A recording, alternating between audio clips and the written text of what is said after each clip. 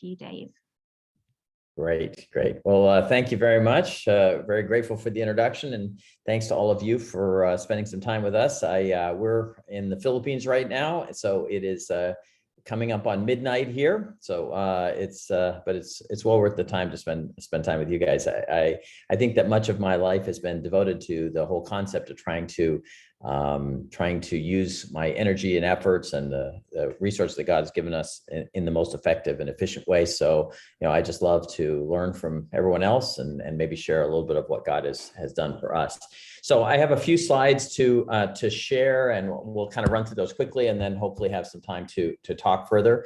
My background, I don't know if you had a chance to take a look at it, but God kind of called Deanna and I into ministry, but from a secular platform. So I was a managing director at Morgan Stanley, and I was the chief financial officer in all of Asia Pacific for Morgan Stanley for 17 years or so. And but at the same time was really quite involved in poverty reduction. So we moved our family to Asia in 1997, and we've lived there ever since. When we first went, we came with the idea that we wanted to be involved in evangelism and in poverty reduction in some way, but we didn't really have a particular charity that we were working with.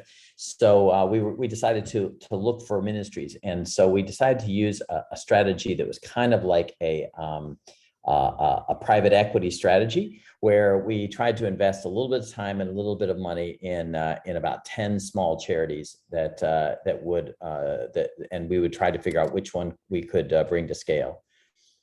Sorry, we're just trying to get the slides here working. They were working a second ago, but I think they'll be here in a second. There we go. That's where we want to be. So we got pretty involved in 10 different charities, and some of them didn't really pan out, but other ones had a great impact. And the one that really grabbed our heart was this one in the Philippines. And so when we first met Sharon, who was one of the leaders of ICM at the time, she introduced us to this little girl named Evelyn. And Evelyn was a 17-year-old little girl. This was taken a couple of decades ago, this photo. But when I saw it, Sharon showed it to us, and she said this little girl, she had to hold her up, physically up, to take this picture, because Evelyn was not able to even sit up of her own strength. That she had 4 kinds of tuberculosis, and she was in quite desperate shape. And so Sharon had taken Evelyn down to the doctor, and the Filipino doctor had said that this little girl is really so far gone that it's not much sense in trying to save her life. But the doctor said to Sharon, if you really want to try, you can try. The first thing we need to do, though, is we need to amputate this little girl's legs. And because the first thing that was going to kill her was gangrene. And he said, after we amputate her legs, then we can try to save the rest of her, but not really a lot of confidence that that's going to work, but you can give it a try. So Deanna and I thought that was kind of and Sharon explained that she didn't have enough money for the amputation. And so this wasn't like Operation Smile, where you're going to donate some money to a surgery, and then the child would have a reformed physical existence. This little girl was going to have amputated legs. And so, but we felt like we would go ahead and give it a try. So we donated a little bit of money for that. If I recall, it was about $150 US. And so then Sharon went and she brought Evelyn a week later down to the hospital. And when they were rolling the bed into the operating room, there was a blackout in the city. So there was no electricity, so they couldn't do the surgery that day. And so they said, okay, well, we'll do it the next day. And so then the next day they came back in, and there was a different doctor that was assigned, and she looked down and said, oh, well, maybe we don't need to amputate Evelyn's legs. Let's try something else. And so just 6 months later, I get this picture, and this is Evelyn without her legs amputated. And then a few months after that, this is the picture we get, where Evelyn is now walking with a slight limp, but otherwise is completely healthy. And so that experience was kind of one of the first things that we experience we had with the Philippines and with ICM, and we just really felt like God had reached down from heaven and turned off electricity in that entire city in order to save this little girl's legs. So I guess that was something that really showed us that the Philippines, the situation these guys were working in, really grabbed our heart. There was enormous need, there were people who were passionate about doing something about it through the local churches.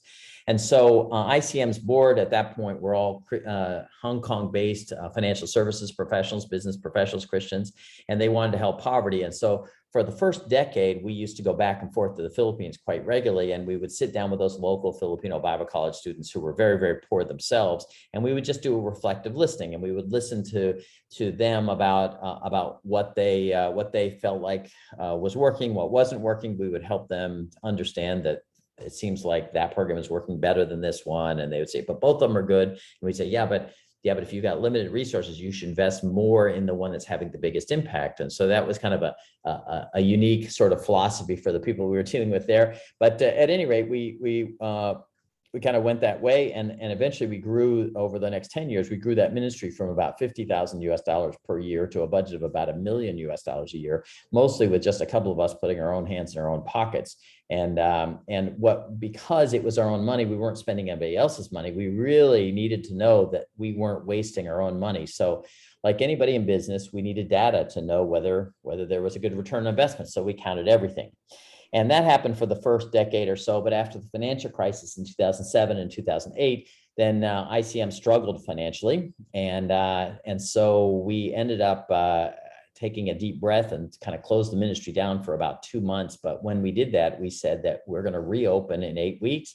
And when we reopen, we are going to be 20% cheaper, but we are going to be at least 2x in effectiveness. And so we were able to do change management that probably would have taken a decade to do. And we were able to do it turn it on a dime. So God kind of used that experience to help us develop new strategies much quicker than it would have been otherwise. So from that experience, we developed this whole 4-month program that we were talking about at the beginning called Transform. And so Transform is run through local churches, and the program meets once a week for 4 months. And each week, the pastor, the local poor pastor, he teaches or she teaches the values lessons, which is kind of evangelism topic. And then an ICM health trainer teaches health lessons for 30 minutes, and an ICM livelihood trainer teaches livelihood for 30 minutes. And at the end of those 4 months, the average ultra poor family experiences 146% increase in household income and a 29% reduction in serious illness, 19% reduction in chronic hunger, 36% increase in hope, and scores of other life improvements. But the most important thing is that ICM has achieved scale. We've now graduated 1.5 million family members from that 4-month training program. So in that first decade, it was just a few of us that financed ICM, but then we ran a big banquet in Hong Kong, and our donor base expanded to a few hundred of our friends. And more recently, we've gotten a few large grants from UK and US foundations, and our budget now approaches $20 million a year. And we're one of the largest charities in the Philippines. Still, the Philippines is about 95% of what we do, but we've got measurable presences both in Uganda and in Guatemala now, and we're hoping to expand to 5 more countries in the next 3 years. So we see extraordinary need and astonishing heroism everywhere we go. So that's just a little bit about the ministry that we do. To talk about evaluation, in 2007, I met Lincoln Lau, who was a PhD from Hong Kong University, that's a strong Christian, and he joined ICM as our director of research. And then in 2010, I met Dean Carlin, who runs Innovations for Poverty Action. Many of you may know IPA is perhaps the foremost randomized controlled trial organization in the world, and Dean is the head of that whole organization. And Dean has personally invested an enormous amount of time in ICM. So both Dean and Lincoln have really been instrumental in ICM's ability to innovate and gather data. So Dean Carlin has embedded at least one IPA research associate into ICM for almost every year of the last decade. Currently, we have about 6 full-time IPA employees that are focusing on ICM. And in addition, in-house, we have about a half a dozen of our own research team that have their own masters or PhDs. And we have nearly 36 metrics and data process coordinators in the field in the provinces who are gathering and cleaning data. So we started this whole process by gathering really a breathtaking amount of pre and the post data. So every time that somebody starts a program and ends the program, a poor participant, then we go through about a 45-minute long survey. And over the years, we've gathered now about 1 billion data points. Now, this is all without a control group. but we've been able to gather quite a bit of helpful information from that process. Then in the randomized control trials, which is what this talk is about, we have done three and a half major randomized control trials. We've done 2014, we did a RCT around what we call HLV, which was a comparison of running our evangelism program at the beginning of the program, which is how it traditionally had been run, or running our secular parts, the health and livelihood first, and then our team leaving and letting the pastor run the values curriculum. And that HLV strategy is one that could be funded by public funders. And so we compared these two to try to see whether there's a big difference between the two, and whether by moving the values into a distinct part of the curriculum would be sacrificing the spiritual outcomes of the program. And relieved to say that is not the case, that we found that the spiritual outcomes were just as powerful when the pastor did the spiritual training separately. So that sort of opened up a lot of doors for us. So when we did that randomized control trial, we were looking at spiritual outcomes, but we also looked at of course, the livelihood outcomes, and we saw a 7% increase in household income at that point. It was 3 stars, so it was a 99% confidence level. And then in 2015, at the end of our 4-month training program, we saw again a 3-star, 99% confidence level improvement in income. In 2017, we did another randomized control trial, which documented a 2-star increase in income when they did a 30-day recall in income, but when they did a 7-day recall, it wasn't statistically significant. That was a little confusing as to why the 2 recalls would give us different answers. And then we went back to do the end lines, which is 2 years at the end of the survey. And we were able to get the end line done for 2015. And we did not see a statistically significant increase in income at the 2-year point for the 2015 RCT. But we did see at that end line, we saw a 2-star increase, long-term improvement in the secular part of the program, which kind of thought that should spill over as well. And then we saw 3-star improvements in financial inclusion in all of the RCTs, including the 2-year follow-up RCT. And for perceived economic well-being, we saw quite statistically significant improvements in in all the randomized control trials as well. So that's a very brief overview of some of the results that we've seen in the RCTs, and they are extraordinarily complex and detailed, but, and of course, be happy to talk about that in any more detail that people would like. But aside from the randomized control trials, we've also conducted quite a few other research projects. We did a series of smaller RCTs around improving compliance with tuberculosis trainings. And so it was a series of small RCTs, and we were able to improve the percentage of participants that we referred to get TB referrals. When we started this program, we were only getting 20% of the TB symptomatic patients to go in to get tested and treated. And by the end, we had changed some of the incentives so that we got it up to 84%. So we made a huge difference in attention around tuberculosis treatment. We did a bunch of surveys around the capacity of the local government to provide government health of capacity and what they're able to do and not do. And we wrote some big papers around that. We did a lot of programs about research around how our malnutrition programs run and whether they are working in long term, which showed us really positive results.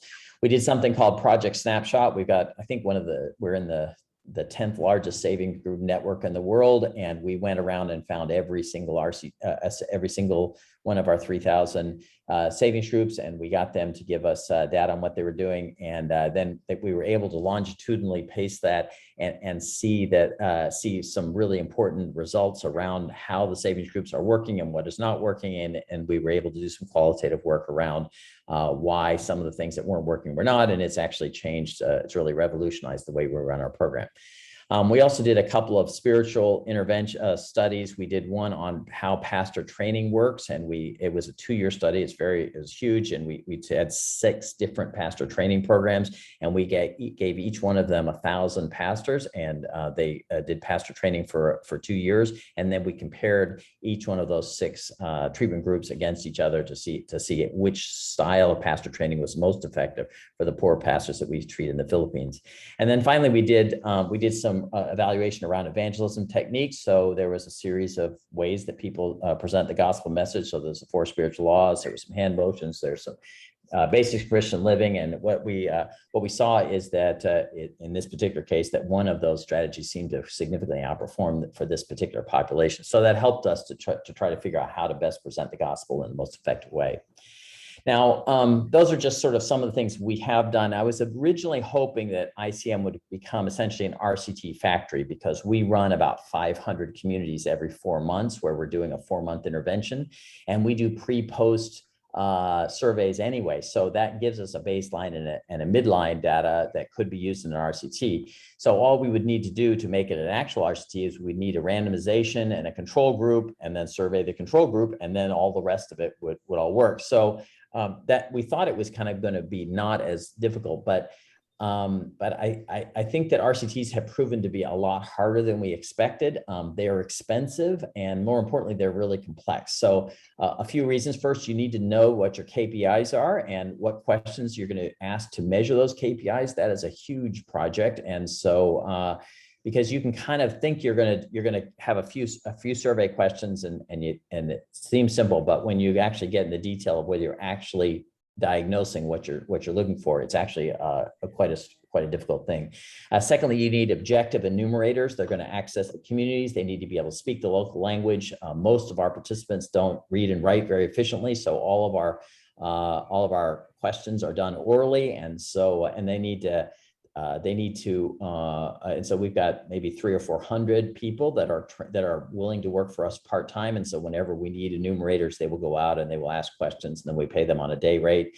And they need to be able to work repeatedly in the same community, so that you get actually up to probably 90% of all the target people need to be found to do a survey. That has turned to be really quite an expensive process, that surveying enough to get the last few people so that you don't have attrition problems. You also need a database that's going to capture all the data, and you need to have a user interface that's going to input the data efficiently, and then you need to have a way for management to see the results. That's not a small task, I've learned. And then you need technicians that can run power calculations, they can randomize, they can do high frequency checks to be sure that the survey results that you're getting are effective. And you need PhDs that can analyze the results. So those are each one of those are really quite sizable. And so if a smaller NGO or a ministry were to say to me, should we start doing an RCT, I think it would be really difficult to do it in-house. Now, the way that people can do an RCT is they can contract with somebody like IPA, and then IPA, or there's a number of other agencies as well, will basically come in and do an RCT for them. And then you don't have to build your own in-house capacity. That would be far, far easier for someone. And that's what 98% of all of the RCTs that are done in that sort of a mechanism. They're not done with in-house researchers like we're trying to do. But despite all of those challenges, there are really potentially big upsides. BRAC, as you may know, is one of the largest charities in the world, even though the average guy on the street doesn't know who they are. But they are now a multi-billion-dollar organization. And the reason they got so big is not because they do $20 a month for a compassion or a world vision sort of strategy, but they have 700 PhDs that work for them, and they publish everything they do, and they publish their good results and their bad results, and they've just gotten an enormous amount of respect from the big institutional funders, and therefore they've been able to raise to just a huge level. And those of you who follow the literature will know that BRAC developed a strategy to take ultra poor people out of poverty called graduation. They published what we call a super RCT, which is they did it in six different countries, and they published it all in one big article in Science Magazine in 2014. And the answer was that graduation strategy works, and it works everywhere across the globe. And that was published in 2014. And now, only 8 years later, we've got 4 countries that are using the strategy in the government's own programs, and at least $10 billion is being invested into a graduation strategy around the world. And so our hypothesis at ICM is that graduation works not because of the capital that is infused through a graduation program, but because of an infusion of hope. That is, that in BRAC's situation, a poor guy is sitting in a mud puddle, and he thinks that nothing is ever going to change. And somebody comes up and puts their arm around him and says, we believe in you, it can change. We're going to give you a herd of goats, and here's the things that are going to happen. And in fact, the data would say that his life does change, but it's a modest change. And we believe that that change is because of the division of hope and not by the capital that's provided. And if hope is actually the answer, then hope can be delivered for a far cheaper cost than delivering all the stuff and all the capital that needs to be. So we are hoping to prove that Transform can generate results that are similar to graduation model, but that we would be less than 10% of the cost of the BRAC graduation model. And we're hoping to prove that hypothesis in the Philippines and then do it in a half a dozen countries so that we can publish a super RCT in the next 4 or 5 years by say 2027, 28. And we hope that this will bring a massive infusion of public resources into faith-based strategies around the world. So as an example, one of the hardest foundations we think in the world to get a grant from must be the Global Innovation Fund. The Global Innovation Fund is funded by the UK and the US and the Australian and the British governments, and the whole idea there, their job at GIF is to find the most interesting, innovative solutions to poverty and try to help them come to scale. So at GIF, they get more than 1,000 applications every year, and they only make maybe about a half a dozen grant awards. And most of those GIF grants are maybe $250,000. But last year, ICM received a grant of more than $5 million from GIF, which is the second largest grant that GIF has given in their decade of history. So why did they do that? It's because GIF themselves also wonder whether a faith-based distribution system could supplement government strategies around the world, and especially in places where the government is not functioning very well. So at ICM, we feel a big responsibility. We feel like we're representing the faith sector to the public markets, and we need to do that with integrity. So in general, I guess we would say we'd like to stay in touch with any of you that are interested. You can email us at either my email or at info@caremin.com. Happy to do that.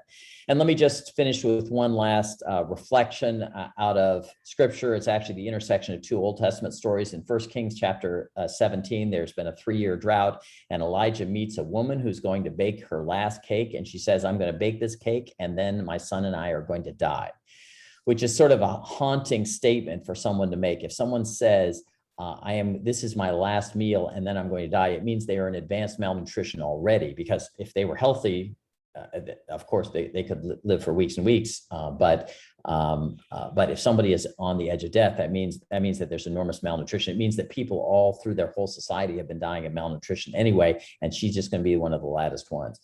And so then Elijah tells her to bake him a cake, and then the small amount of flour and oil that she has will not run out for the remainder of the famine. And she follows his suggestion, his request, and it does happen. And she has the food that she needs for the rest of the famine. But she had to take that step of faith. And then a few years later, Elijah appoints Elisha to be his predecessor, his successor, the next prophet. And shortly after that, Elisha has a similar experience. And in this circumstance, again, they're suffering in the poor communities. And in this case, a woman is about to lose her son because of a debt. And it just strikes me that many of these societies that are in BC times, 1000 BC, they're actually not that dissimilar to the ultra poor communities that we serve and that are in Africa and in India, around the world, that places that have no electricity, have no running water. There's not that much difference in their day-to-day life compared to what it was 1,000 years ago. And so in this second circumstance, and it's in 2 Kings chapter 4, Elisha meets a woman who's about to lose her son, and he tells her to go get empty jars from her friends. And then he tells her to pour the oil that she has into the empty jars. And she does what he says, and that oil flows until it fills up all the empty jars. And then when the jars are filled, then that stops, which just shows that God's paying attention, because if God continued just to rain oil out when she didn't have any more jars, then it would just go on the ground, on the dirt, and it would be wasted. So God doesn't do that. So I guess I was just thinking, if you were that woman in that story, what would your reaction be? I think you would say, first, you would celebrate your son's not going to be sold into slavery. Your family will stay together. Second, she would probably realize she has become the richest person in her community because she now has oil, which is enormously valuable, and she has it in scale. The third thing, though, I think she would say is, why didn't I get more empty jars? Just kick herself, say, like, I could have gotten more.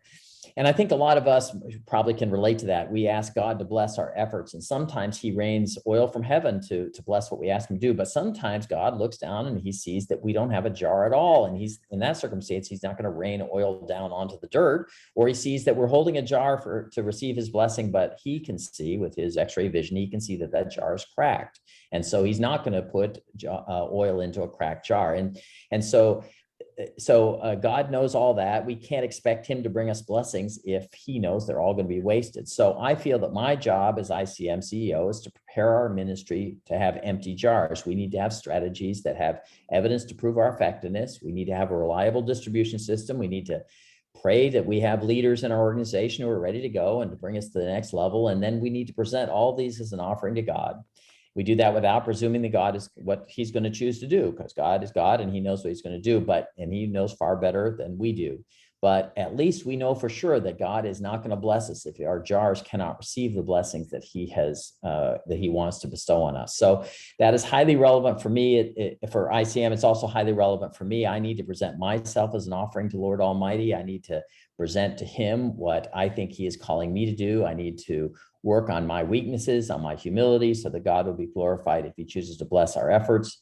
And I hope that all of you maybe can take that as a challenge in your own lives as well, that God calls us to submit to him and to present to him empty jars and ask him to, in his wisdom, decide whether to fill them or not.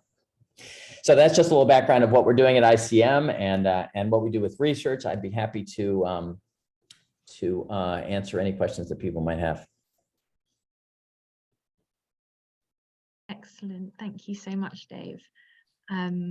Thank you, everybody, for your questions on the Slido. Do go on there and upvote some of those questions, or add some more.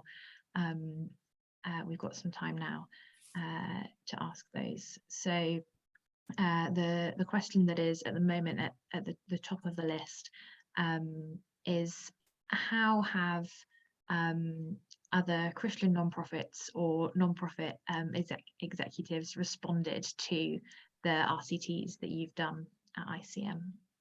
Yeah, we had some interesting experience from secular, which is Freakonomics decided to do a whole podcast about ICM's research. So if you want to see that, you just look in their old podcast, and there's one on the Protestant work ethic, but it's actually all about ICM's research. So that's actually been quite interesting. And it's quite unapologetic about the religiosity aspect of what we do. So that was kind of interesting.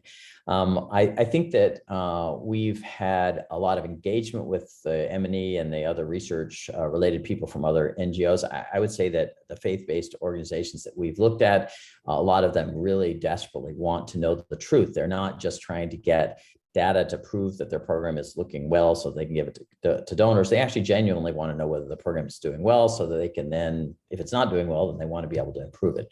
And we hosted an event at Yale, it's been about 6 years ago, I think, where we brought in 150 Christian research people around, and we had a couple of days of presentations that was very popular. We're thinking perhaps about doing another event like that once COVID kind of comes away. But we've had a lot of really positive experience from other Christian NGOs. Amazing. That's really good to hear. We've got another question on how do you decide which outcome variables to measure. Faith-based interventions affect a lot of hard to measure variables, and how have you worked with that in ICM? Yeah, listen, we could do an hour long. We could do a long session just about how to measure spiritual variables. It's very, very hard. I'm sure you at IDO will know that as well. But we've been through many, many generations. So we started what many Christian NGOs, they just do what I call hands in the air. They count how many people say they've prayed the sinner's prayer. And I think it took us a very short period of time to determine that as a wildly inaccurate measurement, because at least in the Philippines, people are willing to raise their hand, come forward at a gospel thing in huge numbers. And I think after a short period of time, if the data was correct, we had actually saved everyone in the entire province twice. And there was no evidence that there'd been a major revival in the province. So this just seemed to be wildly inaccurate data. So, and when we gather data from pastors, even when it's kind of one at a time, we ask the pastors one at a time, the people that come in the program, who actually prayed the sinner prayers didn't, we still get wildly inaccurate results. I mean, it just cannot possibly be the results of that. So we need to do something different. So what we've been doing is we've been doing our pre and our post surveys, and we ask the people about what their family planning methods are, and we ask them about depression, and we ask them about their consumption, and we also ask them a whole series of spiritual questions.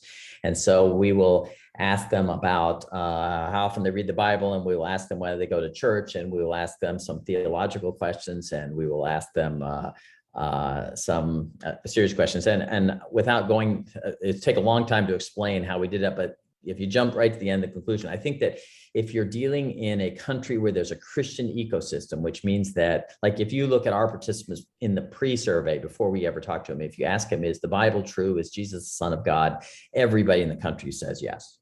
And so when our secular IPA people look at these results and they say, why are you trying to evangelize these people? They're already all on your team. Why are you talking to them? We would say, well, as evangelicals, I would go into, and it feels to me like many of these people do not actually have a relationship with Christ. They may believe in theory that the Bible is true, but they haven't really embraced the freedom that can come from joining God's family. And so we had to go through an effort of trying to figure that out. And I feel that if you're in a non-Christian ecosystem, it's going to be different. So if you're in Cambodia or you're in India, where really you just need to ask, have you become a Christian, no longer Hindu, no longer Buddhist? That'd be a very different thing. But in a Christian ecosystem, you can't ask that question. It seems to us the most important question to ask is around whether they understand salvation by grace, that they are not going to be saved based on how hard they worked, and God is not going to reward them for their works, but God is going to bring them into heaven because of their trust in Christ. And so we will ask a question, which is an old evangelism explosion question, which says, if you were to die tonight, you were standing at the gates of heaven, and God were to ask you, why should I let you into my heaven? What would you answer? And so we'll give them 5 multiple choice questions. And the one that most people will choose is, I've been a really good mother and I've tried really hard, and so therefore I should go into heaven. But about a third of the people will choose the answer that says, I should be led into heaven because of my faith in Jesus Christ. And I think that for a variety of reasons, that is if I had to pick one question, that seems to give us the best data, but that's probably oversimplifying it. It's not just one question, it's a series of things. I'm happy to talk more about that, but maybe that's a quick summary. Thank you. Yeah, it's a complicated thing trying to measure people's spiritual change, but it's really interesting. Absolutely. Hearing your experience of that in ICM. Someone has said, I always have the feeling that RCTs are a bit like playing God. Is it morally correct to throw a dice on who gets to be in the controlled group or who gets to be in the treated group? I think that that's an important question. And actually, it was kind of the number one thing you have to sort through before you do an RCT at all is, how are you going to look at that issue? And in our circumstance, there is an enormous number of pastors that want our program. So we're right now working with 10,000 pastors that want to do our program. And we only have the capacity to do 500 at a time.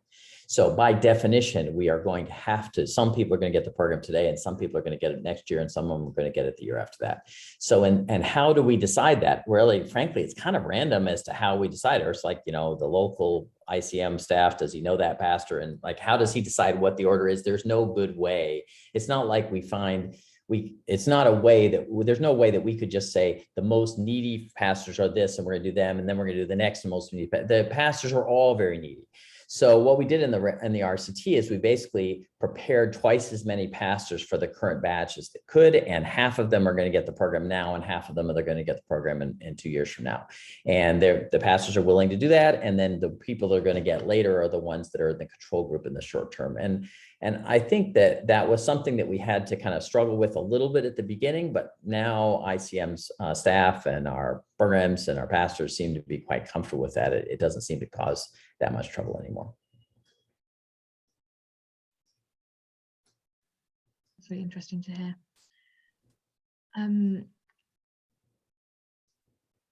Someone has said, we want to start regular donations with a group of Christian friends at my university. If we were to donate £100 a month to ICM, what impact would that have monthly?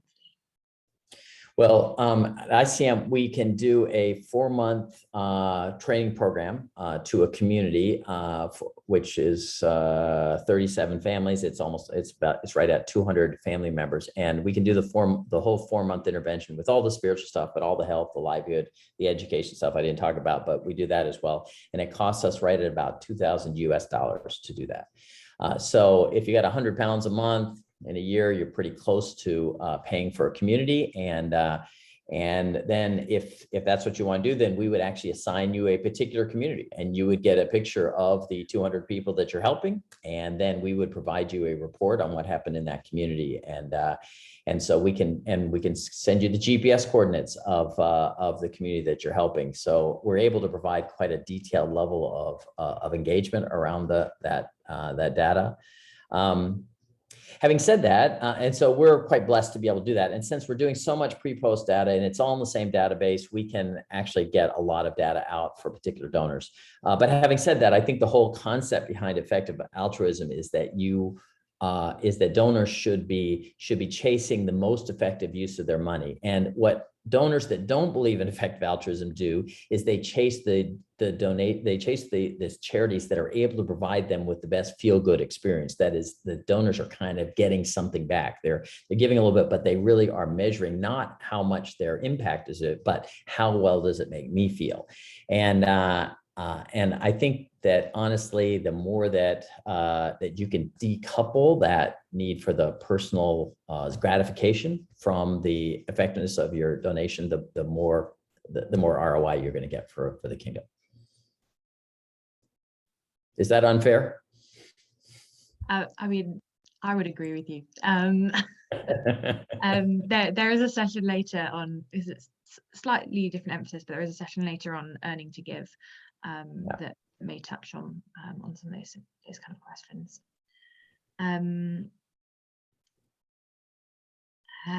We have a question about the relationship between the RCTs run by other groups and ICM. So do the RCTs that are run by other organizations influence the programs that you have? What's the relationship between you reading papers and learning from other organizations and then implementing those into the work that you're doing? I struggle with academia sometimes. I really feel very passionate about using data, but the academics, they seem to publish the results of each RCT as if it's a standalone thing, and not as often do they actually add it all up and say, based on everything we've learned, what can we get? So we do spend a decent amount of time trying to go through old data. So just today, I've actually been reading a few dozen RCTs on things and trying to kind of pull out of it what actually is happening. Because the academics often just say something is statistically significant or not, but they don't tell you the quantum of what the impact is unless you read all the deep details. And a lot of times it's not, you don't actually just want to know whether because you could have a statistically significant effect that's only 0.1% change, and it might be statistically significant. So you actually want to know what the quantum of impact is as well. So unless, for sure, we want to be driven not only by our own RCTs, but we want to be driven by the information that is gathered around the world. I will say that very, very few faith-based organizations are doing RCTs, very, very few. So there isn't many other RCTs to read from other faith organizations, but there are a lot of RCTs to read from secular organizations, and many of them have quite helpful learnings for us. Great, thank you. I'm aware that we are coming to the end of our time together, but I would love to ask you one final question, Dave, which is, sure, how can the Effective Altruist for Christians community be praying for you and the ICM team? Yeah. Well, we are in the midst of, this Global Innovation Fund grant that we got is giving us this enormous amount of research capacity right now. So we have just finished one RCT. We are right now in the middle of 3 more RCTs. And by the end of this year, we will do 4 additional ones. So I think we will be doing 8 randomized controlled trials this year. And for most organizations, doing one is a massive effort. So it is a huge effort for us. And I think that those 8 RCTs are anywhere from smaller interventions to very large interventions. And so I think that in the next 12 months, we will be getting a lot of really important and differential results that are going to make a big difference to our future, and we're hoping to create some principles that would help other ministries in the kingdom as well. I mean, the other Christian groups don't all need to do RCTs, in the sense that if we can prove that the sort of strategies that they're using anyway work, then we can help them as well. So we're trying to kind of blaze a trail for a lot of the other faith-based NGOs as well. Amazing, great. Can I pray for you to finish our time together? Sure. Lord, we thank you so much for ICM. We thank you for Dave and for the rest of his team. We thank you for the change that they have seen through the research that they've done.